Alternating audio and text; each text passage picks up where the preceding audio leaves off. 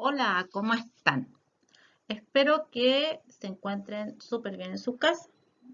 Y vamos a iniciar esta nueva clase primero con la retroalimentación de nuestro tema anterior. Yo les pedí que fabricaran un modelo de célula, animal o vegetal. La idea es que utilizaran materiales, ¿no es cierto?, reciclables, desechables que tuvieran en su casa. Aquí hay la foto de un ejemplo de una célula que está hecha con materiales desechables y más o menos que cumple con los parámetros que yo les pedí. Para ello se le adjuntó, ¿no es cierto?, en la actividad una rúbrica donde salían indicados todos aquellos ítems que se iban a tomar en cuenta para poder evaluar la célula. Lo más importante, tenía que ser de material reciclado, tener al menos 10 estructuras con sus respectivos nombres y el trabajo estar ordenado y limpio. Eso era lo básico del trabajo. ¿Ya? Vamos a recordar que estamos en la unidad 2, que es la unidad de célula, y su profesora, ¿no es cierto?, María Angélica, de Ciencias. Que vamos a tratar en esta clase es sobre membrana plasmática y los mecanismos de transporte, donde los objetivos para esta clase es que ustedes puedan identificar los mecanismos de transporte, comprender cómo funcionan estos mecanismos de transporte en la membrana plasmática y reconocer, ¿no es cierto?, las características de cada uno de ellos. A lo cual primero vamos a hacernos la siguiente pregunta. Cuando uno, ¿no es cierto?, está cerca de otra persona que está fumando, al principio no le llega el olor, ¿no es cierto? Pero después sí le va llegando el olor, ¿no es cierto?, del humo del cigarrillo. A esto, ¿por qué? Porque las partículas del humo se van, ¿no es cierto?, esparciendo poco a poco digamos, ocupando todo el lugar, ¿no es cierto?, o la habitación donde se encuentra. ¿Ya? Ahora, ¿por qué sucede esto? Esto sucede porque ocurre un fenómeno que se llama difusión. Empieza a difundirse el humo de este cigarrillo. ¿Qué significa eso? Que se va mezclando las partículas de humo con las partículas que se encuentran en el aire y van ocupando todo el espacio disponible.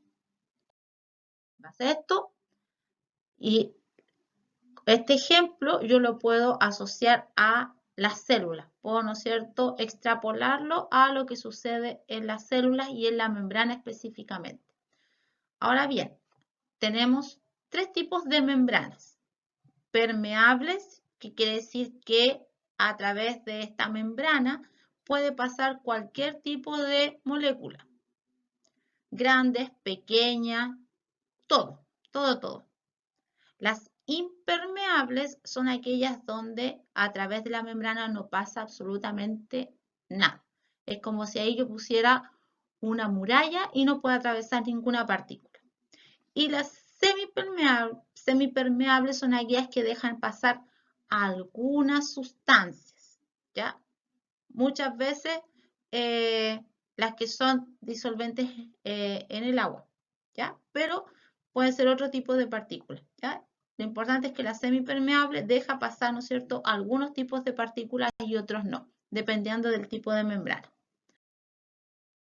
Ahora bien, vamos a hacer un resumen de transportes en la membrana. Voy a tener dos tipos, pasivo y activo.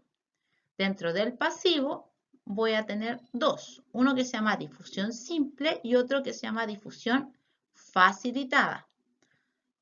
Y un mecanismo especial de transporte pasivo que es osmosis, que es transporte de agua, solo de agua. En eso podemos dividir los tipos de transporte que ocurren en la membrana plasmática, la cual es una membrana semipermeable. ¿Ya? La membrana de la célula es semipermeable. En la difusión simple, como vemos acá, ¿qué es lo que hace?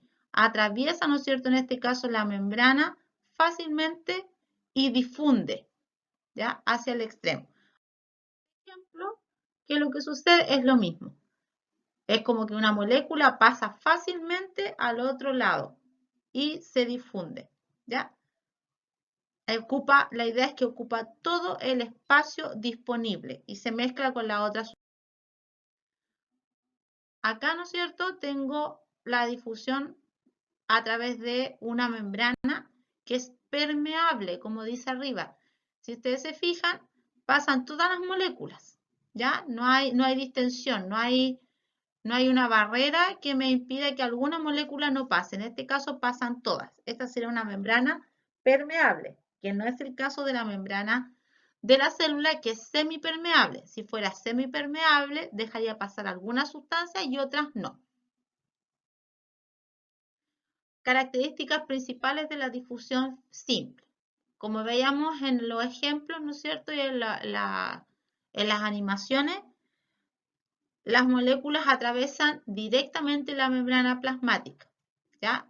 No tienen intermediario, ninguna otra cosa. La pasan directamente. Siempre y cuando sean moléculas de tamaño pequeño, como vimos algunos tipos de gases, urea, alcohol. También moléculas apolares. ¿Qué quiere decir eso? Son moléculas que no tienen cargas, ¿ya? No tienen cargas positivas, negativas. Por ejemplo, algunos tipos de hormonas, anestésicos como el éter o fármacos liposolubles. ¿Qué quiere decir eso? Que son fácilmente, se disuelven en el agua y son a base de grasa, ¿ya? Liposoluble, ¿ya? En base a grasa. Ahora, tengo otro tipo de difusión. Si ustedes se recuerdan, se llama difusión facilitada. Ahora, lo mismo que la otra difusión simple, va desde una zona donde hay mayor concentración a una de menor concentración. Lo mismo la difusión, ¿ya? De mayor a menor concentración. La diferencia es que para la molécula, para atravesar la membrana, utiliza una proteína. Esta proteína puede ser un transportador, un carrier o una proteína de canal, ¿ya? Cualquiera de ellos tres. Y va a favor del gradiente de concentración. ¿Qué quiere decir eso? Que va desde donde más hacia donde hay menos. Como muestra ahí la animación, tengo una proteína. La proteína, ¿no es cierto?, abre un canal y ese canal, al abrirse, permite el paso de moléculas. Siempre desde una zona de mayor concentración a una de menor concentración. Como es de esta forma, no hay gastos de energía. La célula no gasta energía en forma de ATP para realizar este proceso. Ahora, la difusión facilitada utiliza, ¿no es cierto?, decíamos recién, proteínas.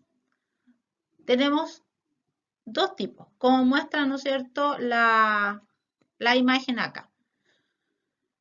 Tengo un tipo de transporte que se llama uniporte, donde lo que se transporta es una sola sustancia. Una sola molécula va a atravesar la membrana a través de esta proteína, con ayuda de la proteína.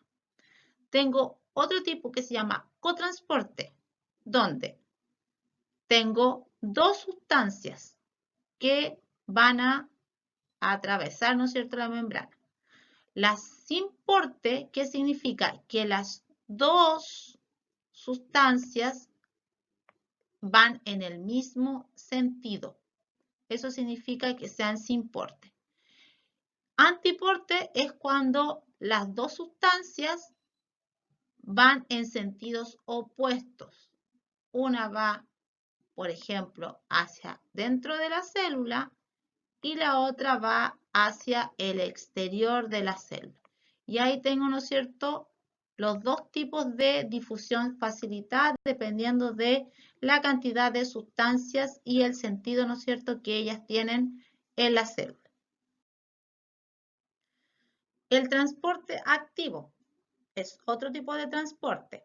Este tipo de transporte es con gasto de energía. ¿Por qué? Porque va de una zona donde hay menor concentración a una de mayor concentración, en contra del gradiente. ¿Qué quiere decir eso? donde tengo, voy de donde tengo menos sustancia a donde ya hay mucha sustancia, ¿ya? Lo normal es que sea lo contrario. Para poder realizar el transporte activo se requiere de una proteína de membrana, es decir, de una proteína, ¿no es cierto?, que esté atravesando la membrana y pueda ser utilizada como canal. Un ejemplo del transporte activo es una proteína que se encuentra en la célula y que transporta sodio y potasio, por eso se le llama bomba sodio-potasio. Acá tengo el ejemplo de la bomba sodio-potasio, en la cual transporta tres moléculas o tres iones, perdón, de sodio por 2 de potasio. El sodio, si ustedes se fijan, está, ¿no es cierto?, saliendo de la célula y el potasio está entrando. Ellos van en contra de un gradiente de concentración. Van desde donde hay menos hacia donde hay más.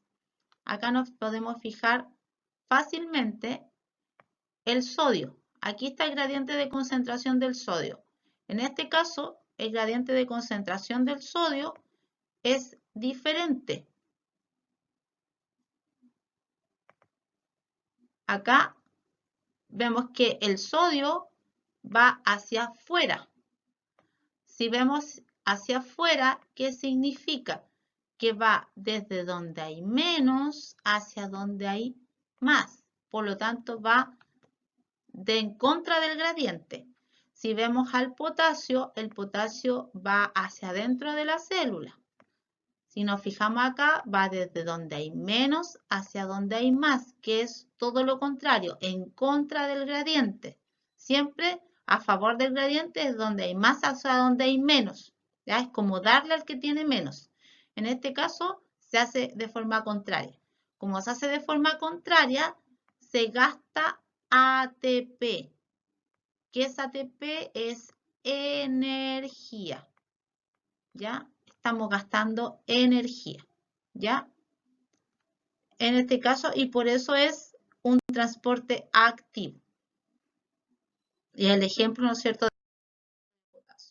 Tengo otro tipo de transporte activo que es el transporte en masa. El transporte en masa es aquel tipo de transporte activo donde ingresan, como ven en la animación, moléculas que son grandes. Pueden ser también alguna bacteria, ¿ya? Y puede hacer que entren virus, bacterias o que salgan. Puede entrar o salir.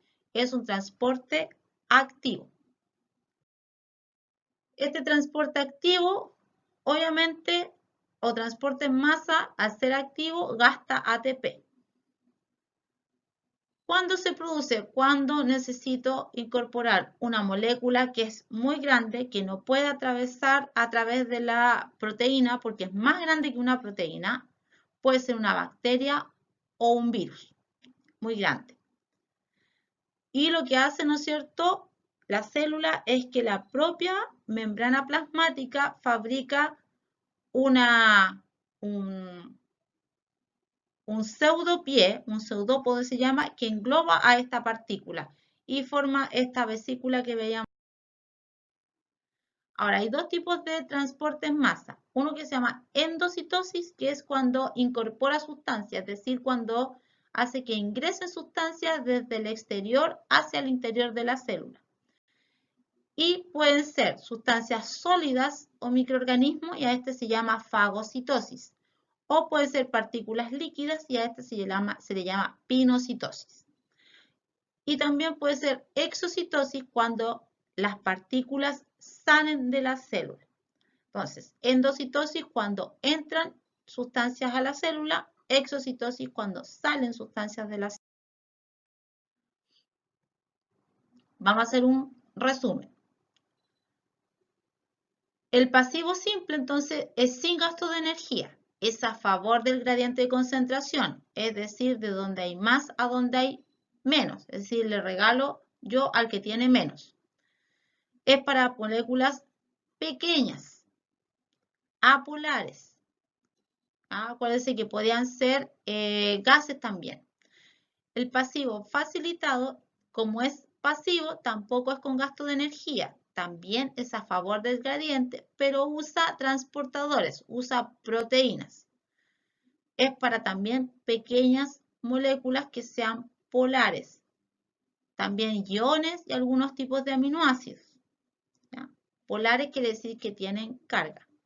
Y el activo es con gasto de energía, es en contra del gradiente, es decir, de donde hay menos hacia donde hay más. Todo lo contrario al anterior.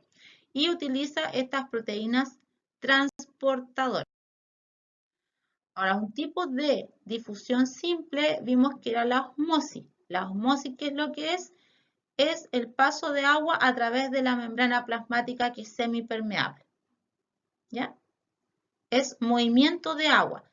Es decir, cuando tengo diferentes tipos de concentración en la célula a un lado y al otro, necesito igualar, necesito compensar las diferencias y para eso lo que se mueve es agua, no la sustancia más sólida, sino que es el agua la que se mueve hacia adentro o hacia afuera de la célula.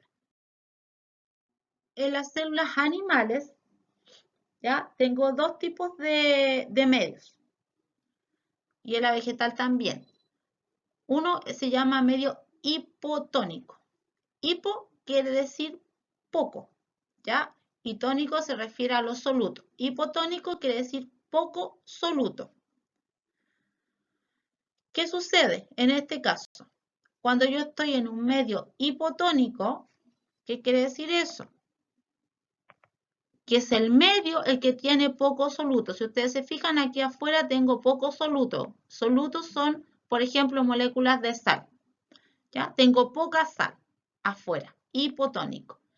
Y la célula adentro tiene mucha sal, tiene mucho soluto y poca agua. ¿Qué es lo que hace la célula? Para equilibrar esto, porque la idea es que se equilibren los medios, es decir, que afuera haya la misma cantidad de agua y de sales. La célula, para poder igualar estas concentraciones, lo que hace es que ingrese agua a la célula. ¿Para qué? Para diluir la concentración interna, porque adentro tengo mucha sal y afuera tengo muy poco. Entonces, como los solutos no se pueden mover, es decir, las sales no se mueven, sino que es el agua, lo que la célula tiende a hacer para igualar esto es dejar que ingrese agua a la célula. Y en ese momento se diluye los contenidos. Ahí adentro, ¿cierto?, se diluye. Pero la célula se empieza a hinchar. La célula se puede hinchar tanto que puede estallar. Y a esto se le llama citólisis. ¿Ya? Cuando la célula revienta porque ingresó demasiada agua a él. Esto es cuando hay un medio hipotónico. El medio, ¿no es cierto?, es hipotónico. Vamos a ver que la célula adentro es hipertónica porque tiene mucho soluto. Y en este caso, la célula se hincha. Tenemos el otro caso, donde el medio es hipertónico. ¿Qué quiere decir eso? Que afuera tengo mucho soluto. Hipertónico quiere decir mucho soluto, mucha sal. Y dentro de la célula hay poca sal, que quiere decir que es hipotónica. Al igual que en el ejemplo anterior, lo que hace, ¿no es cierto?, la célula es tratar de igualar las concentraciones. Para lo cual, como lo único que puede moverse acá es agua, lo que hace la célula es tratar de diluir el medio. Para poder diluir el medio, deja que salga agua de la célula. Sale agua de la célula, mucha agua.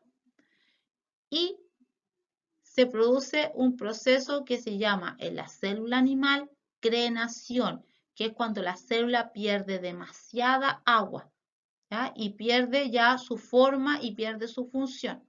Disminuye demasiado su volumen. Entonces esto se le llama crenación. Esto lo podemos ver en un ejemplo simple cuando dejamos un vegetal, no sé, una hoja de lechuga encima, ¿no es cierto?, de por ejemplo, la colocamos dentro de agua con sal, por ejemplo. ¿Qué va a pasar? El agua con sal va a ser el medio hipertónico, va a tener mucha sal. ¿Qué va a pasar? Las células de la lechuga van a tratar de igualar las concentraciones, por lo tanto las células van a dejar salir agua. Y a la lechuga, ¿qué le va a pasar a las hojas después de la lechuga? Yo las voy a ver todas tristes, lacias. Y eso significa que sus células perdieron mucha agua. Acá tengo un ejemplo que es en un glóbulo rojo. Si yo tengo un medio isotónico, ¿qué quiere decir un medio isotónico? Es que tengo igual concentración de soluto adentro y afuera de la célula. ¿Qué va a pasar aquí? Va a haber un intercambio de agua constante. Va a entrar agua y va a salir agua, pero el glóbulo rojo no le va a pasar absolutamente nada a la célula. Va a mantener su forma y su tamaño. Si yo coloco este glóbulo rojo en un medio hipertónico, es decir, con mucho soluto, como se fijan acá afuera, mucho soluto, mucha sal, ¿qué va a hacer el glóbulo rojo? Que es una célula, va a tratar de igualar concentraciones. ¿Qué quiere decir eso? Que va a tratar de diluir la solución que hay acá afuera. Y para hacerlo va a dejar salir agua. Al dejar salir agua, va a perder su volumen, se va a arrugar y va a entrar en un proceso que dijimos que se llamaba crenación, cuando pierde agua una célula animal. Al contrario, si lo coloco en un medio hipotónico, donde hay muy poco soluto, va a ser todo lo contrario. La célula va a tratar de diluir el contenido interno de ella y para lo cual va a dejar que ingrese agua del exterior. Como ven acá, el glóbulo rojo se empieza, en este ejemplo, se empieza a hinchar. ¿Por qué? Porque está ingresando una gran cantidad de agua para diluir la cantidad de sales, igualar la concentración interna y externa. Puede hincharse tanto este glóbulo rojo que puede reventarse. Ahora bien, lo mismo pasa en vegetales. Si yo coloco a un vegetal, como habíamos dicho en delante, ¿no es cierto?, una hoja de lechuga, en un medio hipertónico, ¿qué va a tender a hacer la célula? Va a tender a diluir. Ahora, como en este caso el agua está en la vacuola, va a perder agua, ¿no es cierto?, la vacuola, pero como lo protege la pared celular, no va a deformarse tanto, sino que la vacuola es la que va a perder su volumen y se va a alejar, ¿no es cierto? La célula en sí lo que hace es retraerse y se aleja de la pared celular. A esto se le llama plasmólisis en célula vegetal. En célula animal se llama crenación, en célula vegetal se llama plasmólisis. Y por el contrario, si yo coloco la célula en un medio hipertónico, ¿qué va a pasar? Va a tratar de, si la célula es hipertónica, voy a tratar, ¿no es cierto? Voy a hacer que la célula entre agua. ¿Qué va a pasar? La vacuola se va a empezar a hinchar y eso que va a permitir que hasta puede, ¿no es cierto?, reventarse la vacuola. En este caso es cuando, por ejemplo, yo tengo una hoja de lechuga, la coloco en agua y la lechuga empieza a colocarse tierna y dura. ¿Por qué? Porque empezó a ingresar, ¿no es cierto?, mucha agua a su vacuola y por eso le sucede eso. Bueno, con esto terminamos. Espero que le haya quedado claro los mecanismos de transporte que tiene la célula a través de la membrana y para que puedan aprender mucho más, les dejo unos links. Espero que hayan entendido. Cualquier duda, cualquier cosa, se pueden comunicar a mi correo. Espero estén muy bien y cuídense.